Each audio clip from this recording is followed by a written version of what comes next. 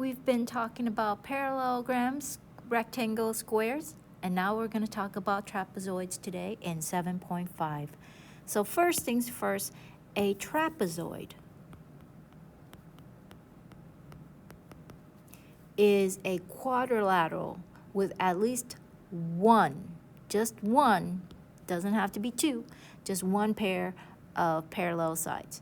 So a trapezoid could look like this as long as these two are parallel, or it could look like this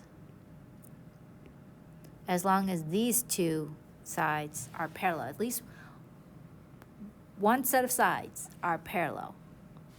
The parallel sides are called the base.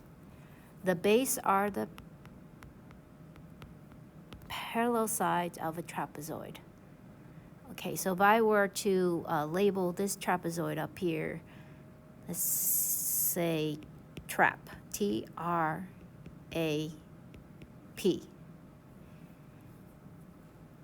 The bases in this case would be TP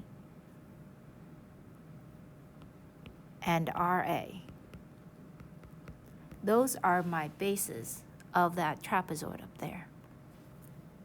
The legs, or the leg, is the non-parallel.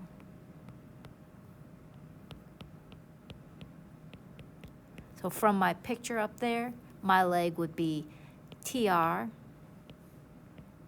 and PA. Next, my based angles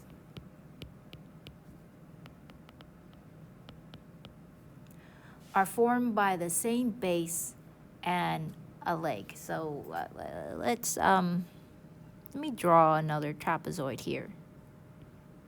And let's say a better one. Let's do this. And let's say these two are my bases. My base angles,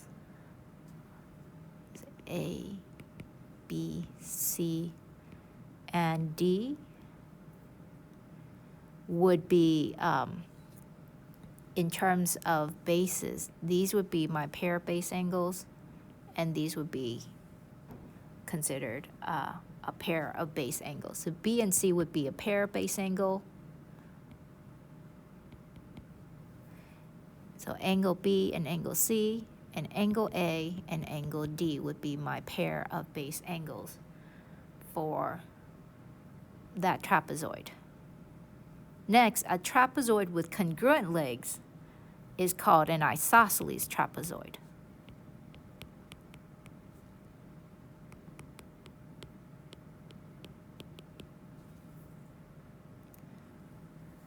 And congruent legs just mean if I drew a trapezoid here, like so, these are parallel. They're basically saying this side and that side have to be the same length. And an isosceles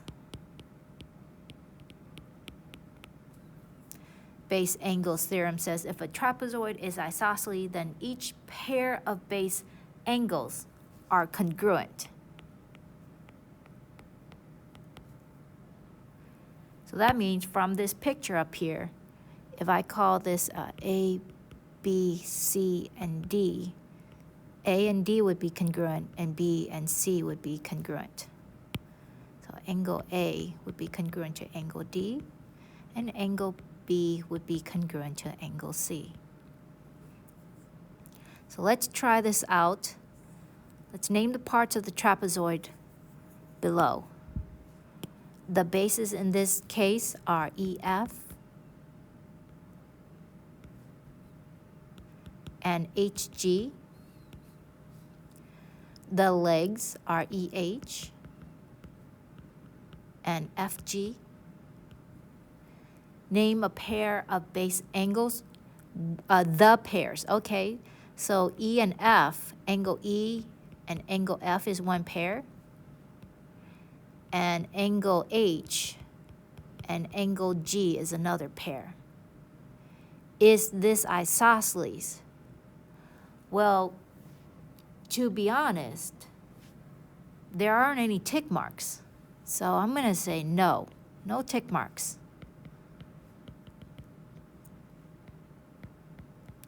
We need tick marks to indicate the same length.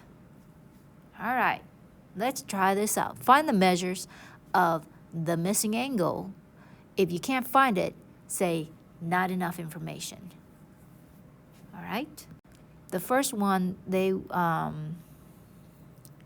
I don't see any tick marks, so I can't indicate congruency. They're not isosceles, so I can't really, I can find angle K. That's given to us, 118. Angle L, let's see here. This is a parallel line. If I extend angle L, if I extend these, and these two are parallel line, and I make this into a transverse, this and this are then have to be congruent to each other. So then angle L is just the supplementary of angle K if I extend this again. Right? These two are supplementary because they're consecutive interior of each other. So angle L I can find. Angle L is 180 minus 118, which is 62 degrees. J and M though, I really can't figure those out because there aren't any tick marks and I don't have any other information for those. So J and M, so angle J and angle M, not enough. So not enough information. Let's see here. Number 2, I got some tick marks going on. So here, angle S right away, I can say is 82. Angle R, I got tick marks, so that also has to be 82. Angle T, remember, is supplementary to angle S. So we get 180 minus 82, which is 98 degrees. And then angle Q has to equal to angle T, which is 98 degrees, because we got tick marks going on. The mid-segment of a trapezoid, the segment formed by connecting the mid-segments of the legs. So if I drew a trapezoid, like so, and these are the parallel bases, right? Let's call this trap. The mid-segments here, this and this, would be my mid-segments. If they're halfway, this means this side is the same as this side, and this side is the same as this side. And let's call this M and N. The mid-segment is also parallel. It is parallel to the bases, both of the bases. And the length is the average of the base lengths. So if I were to give an example, if this was, let's say this was 5 and this was 7, the length, then to find the length of the mid-segment, MN, you would do 5 plus 7 divided by 2, which gives me 12 divided by 2, which is 6. Let's try this out. Okay, find MN. All right, just got to add the two numbers, 57 plus 76, divide that by 2. Punch that in. This is 133 divided by 2. Punch that into our calculator. We should get 66.5. Next one. Ooh, this already gives us the mid-segment. I'm missing AB. I don't know what AB is. Well, to find the mid-segment, to find what AB is, all I have to do is actually find the difference. So here, since DC is the longer side, I just got to do 10 minus 7, that gives me 3. So now I'm going to take that 3 and I'm going to subtract that again from 7. So 7 minus 3 gives me 4. The mid-segment, AB, should then be 4.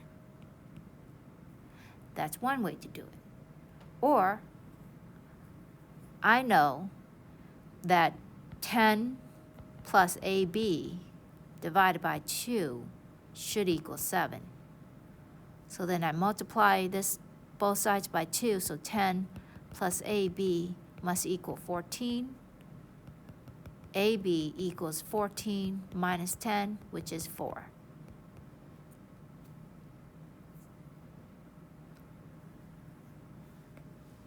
Let's find AB again. AB now is the longer one, but I know that 11.5 plus AB, that distance divided by 2, must equal 18.7. Multiply both sides by 2. I get 11.5 plus AB equals 37.4. Subtract 11.5 to both sides. AB is 25.9.